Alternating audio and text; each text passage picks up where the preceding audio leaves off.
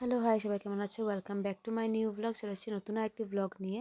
এতদিনে আমি blog upload করতে পারিনি বিকজ আমার গলার কন্ডিশন খুবই খারাপ ছিল, খুব ঠান্ডা লেগে গেছিলো। তোমরা সবাই জানো যে আমার টনসিলের প্রবলেম, তো আমার একটু ঠান্ডা লাগলে আমার গলায় ধরে যায়।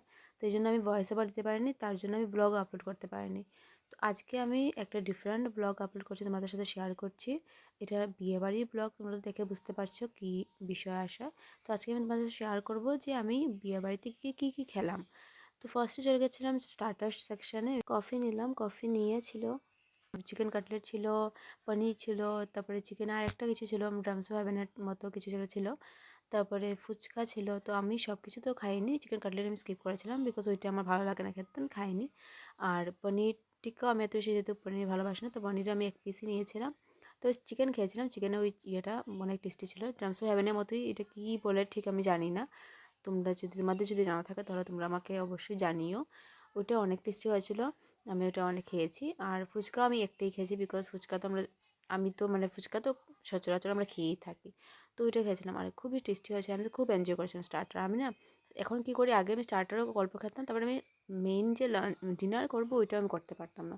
তো এখন আমি স্টার্টারটাই মন ভরে খেয়ে ফেলি বিকজ আমি জানি আমি ডিনার এত বেশি ভালো করে করতে পারবো না, আমি খেতেই পারবো না। তো এই জন্য আমি স্টার্টারটা ভালো করে খেয়ে ফেলি। এত টেস্টি হয়েছিল, তো আমি অনেকগুলো চিকেন খেয়ে নিয়েছিলাম।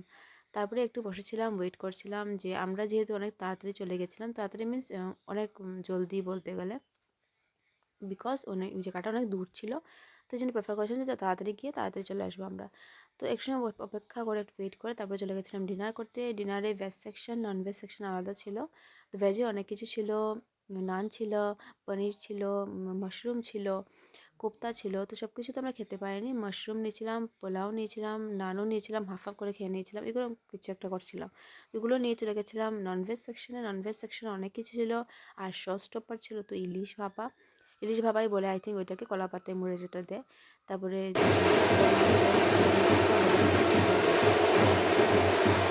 আমি রেকর্ড করেছিলাম, এখানে ওদের একটু নাচ গান চলছিল।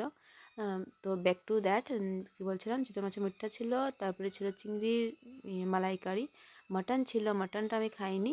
আর অনেক কিছু ছিল, সুজি হালুয়া ছিল, তারপরে চাটনি ছিল, ফ্রুট স্যালাড ছিল, ওগুলোও খাইনি।